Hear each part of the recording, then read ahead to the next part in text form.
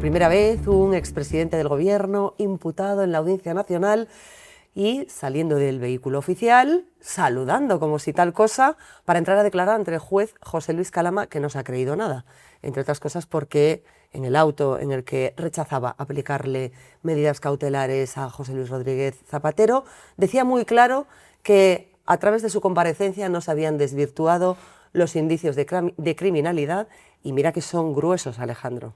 Bueno, y él era su gran momento para poder desmontarlo todo haciendo de abogado del diablo si el expresidente del gobierno, bueno, pues según él estaba metido en una especie de conspiración donde hubo una serie de personas que hicieron negocio en su nombre. Esta semana ha tenido una oportunidad magnífica para poderlo de alguna manera explicar, ¿no? Y como bien dices, el juez no se ha creído absolutamente nada.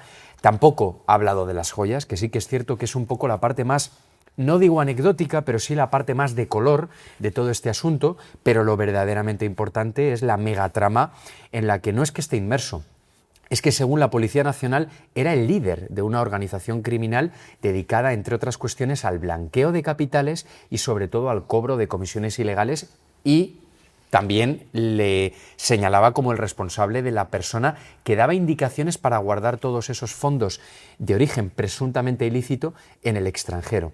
Y a mí, fíjate, que sí que me ha llamado la atención el hecho de que la Fiscalía Anticorrupción pidiera de manera cautelar que se le retirara el pasaporte y que se le prohibiera salir del país. Y te decía que me ha llamado poderosamente la atención el hecho de que el juez hiciera alusión a algo que yo no sé si tú lo habías visto en el pasado, ¿no? Que es el hecho de que, como consecuencia de la visibilidad tan grande que tiene José Luis Rodríguez Zapatero, no ve posible el hecho de que se pueda fugar de España. También tenía mucha visibilidad Luis Roldán, el que era director general de la Guardia Civil, que decían que podía llegar a ser ministro del Interior, y se fugó de España. Yo creo que eran otros tiempos, eran otros contextos y también eran menos reconocibles quizás a lo mejor los personajes porque las redes sociales, porque la tecnología no era tan puntera. Es verdad que José Luis Rodríguez Zapatero podría poner pies en polvorosa y salir de España, cosa que no tendría ningún sentido porque él tiene un arraigo aquí y tendría que mover a 3 personas más. No podría fugarse él solo. Yo creo que el juez Calama ha ponderado, y siempre lo hace, muy equitativamente los pros y los contras de tomar una decisión lesiva para los derechos fundamentales de un expresidente del gobierno que, aunque sea un ciudadano español, tiene un estatus algo distinto al del resto de los mortales, pero que además está midiendo muy bien las decisiones que toma porque teme que en algún instante, por algún error, por alguna medida que a lo mejor no sea lo suficientemente adecuada o motivada, cosa que parece poco probable en un juez del perfil de Calama, técnico, metódico, discreto, neutral, imparcial, independiente, desconocido, porque casi nadie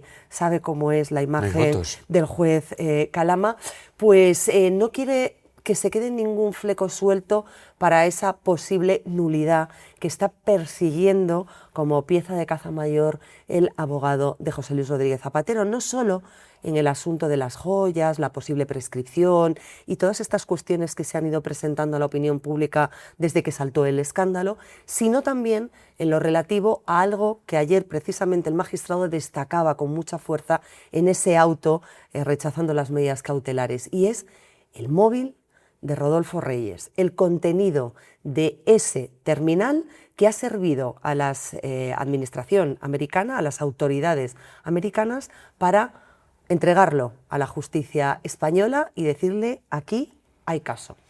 La sensación que yo tengo es que el juez Calama sabe mucho más de lo que sabemos el resto, ¿no? Y efectivamente es un juez que es consciente de que están buscando cualquier tipo de fisura para poder intentar de alguna manera tumbar el procedimiento. No tenía ningún papel encima del estrado y se sabe todo perfectamente de memoria. Fue un interrogatorio muy incisivo. Y lo vimos, entre otras cuestiones, en la cara del expresidente, ¿no?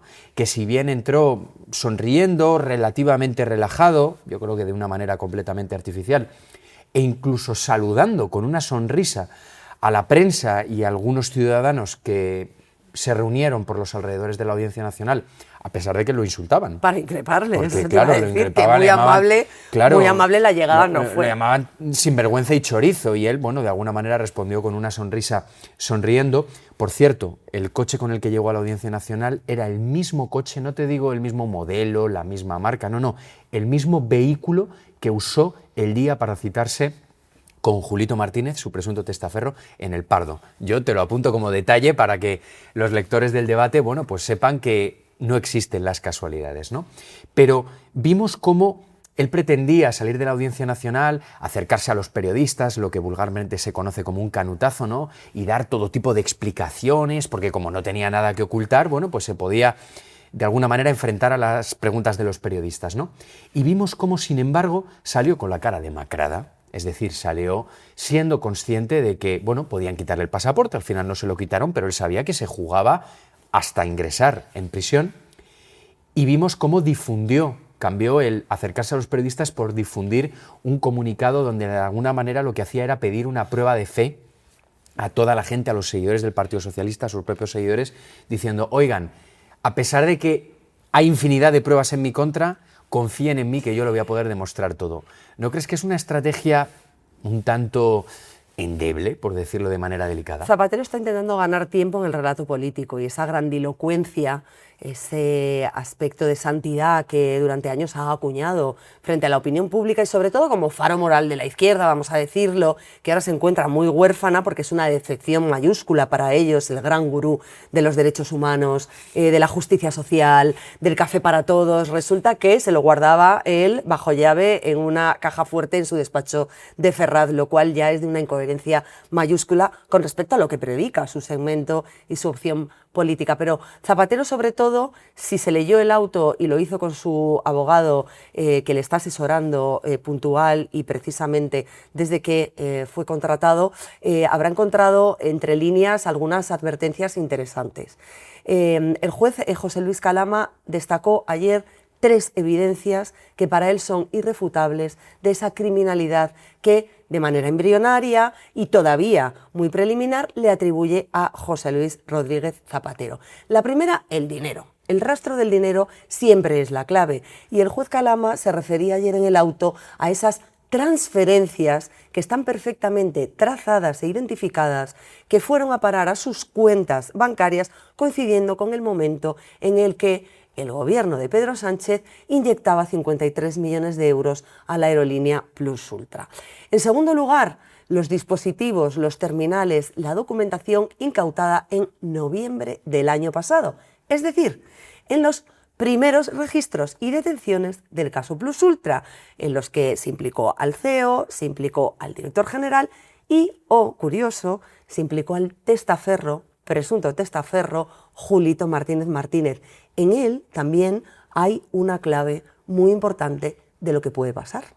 Hombre, sobre todo porque, como decida tirar de la manta, el expresidente del gobierno lo va a tener muy complicado. Por eso se ha cuidado mucho esta semana de no señalar a determinadas personas, ¿no? Porque son conscientes ellos mismos de que están todos pillados y que si uno ataca al otro, ese otro puede atacar a ese uno.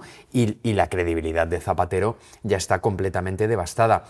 Sí que es cierto que él ha tenido muy complicado y va a tener muy complicado desligarse de la creación de la sociedad en el extranjero, básicamente porque la creación de esa mercantil se gesta en una comida que organiza él, que le pide al jefe de su escolta que reserve en un determinado restaurante en Madrid, y es ahí donde se diseña todo el plan que tenía la presunta organización criminal para poder ocultar el cobro de comisiones ilegales en el extranjero. Y sin embargo, ayer, durante la declaración del juez Calama, negó recordar esa comida, negó recordar cualquier indicación, negó recordar haber estado con su interlocutor.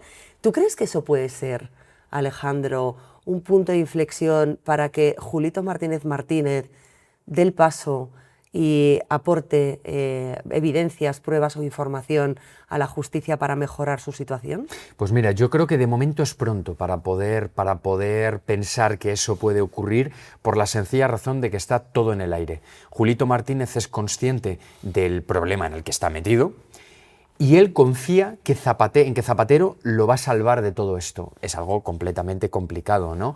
Muy, muy complicado. Pero fíjate, a mí me llamó mucho la atención esa autorización que Zapatero entregó a la Audiencia Nacional diciendo, oiga, magistrado, usted me puede investigar, puede verificar si tengo cuestiones en el extranjero. Es ridículo porque la Audiencia Nacional no solo es que puede hacerlo, es que va a hacerlo y van a descubrir, si me permites esta broma, hasta la marca de los mocasines que llevaba el día que estaba corriendo en el Pardo, cuando en realidad estaba despachando, ¿no?